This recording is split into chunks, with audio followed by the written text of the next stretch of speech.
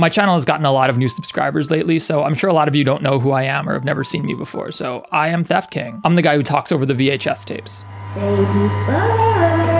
So this entire video is a massive trigger warning. There's gonna be like triggers for everything. So if that's not your thing, then bail on this video now. I totally understand. I normally don't do unscripted videos, but this series of events is really disturbing to me. So I thought it was important to just talk about this earnestly rather than have something really prepared. One of the artists associated with FNAF, LadyFiszi, has been in a lot of controversies over the years. In case you aren't aware, this is the artist who drew the covers for all of the Fazbear Frights books, the Fazbear Frights graphic novel collections, and even the first few Tales from the Pizzaplex covers. There were allegations of transphobia. They apparently drew very inappropriate fan art and very inappropriate fan fiction that depicted children in compromised scenarios.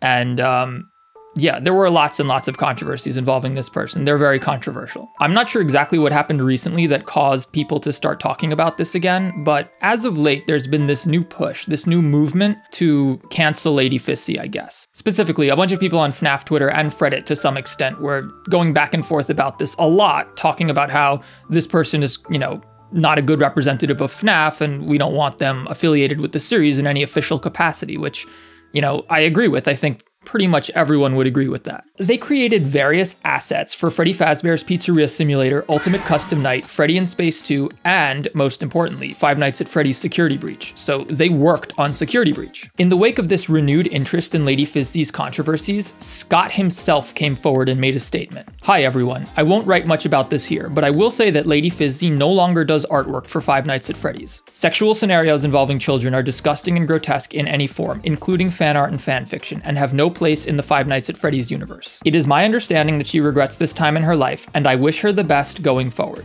As always, Scott is a class act. So that should have been it, right? This person who doesn't represent FNAF very well is gone. However, I was incredibly taken aback when I went on Twitter and saw people cheering about this, celebrating, like partying. Make no mistake, this whole situation sucks. Fizzi being gone doesn't undo the damage that was done. There's even a somewhat credible allegation that LadyFizzi deliberately included an artwork reference to one of these disturbing fan fictions in Five Nights at Freddy's. Think about that. That sucks. That's awful. This is another blemish on this franchise that has already been rife with controversy. Turkey Tom just released a video on the Five Nights at Freddy's degenerates, and I know a lot of people in our community were rather upset that that video came out. Obviously, it reflects poorly on the community and the series, and it sucks. This is just another entry on that long list. This whole situation surely embarrassed the hell out of Scott and FNAF, and we should all be embarrassed. Of course, I'm glad that LadyFiszi isn't associated with the series anymore, but I'm not happy about the situation. This isn't the time to throw a party.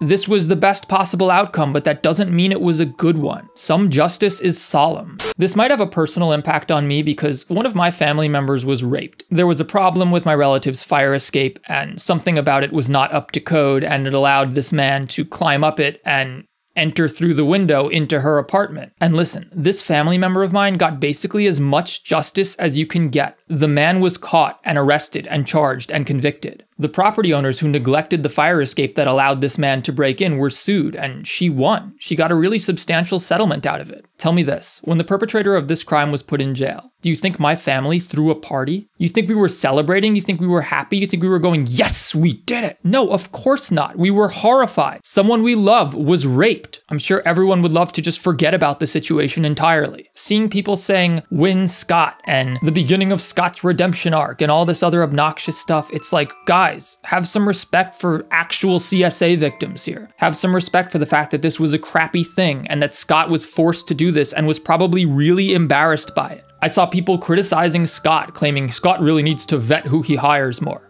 That's ridiculous, guys. Scott tries to support us as a community. He often hires people from the community. You can't vet these young fan artists. Scott wants to give them a chance, but that means some of them are going to turn out to be creepy, okay? It can happen. It's not fair to blame Scott for that, and if people keep acting like this, Scott's gonna stop supporting the community and uplifting community creators entirely. We've already had numerous controversies with the Fazbear fanverse, with 4 of the 5 developers having gotten into some serious stuff. Now Scott has been forced to very publicly admit that one of these artists he took a chance on did this thing, and that sucks. It sucks for Scott. It sucks for FNAF. It's not a good thing. I was relieved when I heard that this person no longer works for the franchise in any official capacity. As Scott said, that kind of stuff doesn't have any place in FNAF. However, acting happy about this, acting like a good thing transpired here, is messed up. When Scott was cancelled, it felt like maybe 1 in 10 people were genuine FNAF fans, and the rest of the people piling on him were just,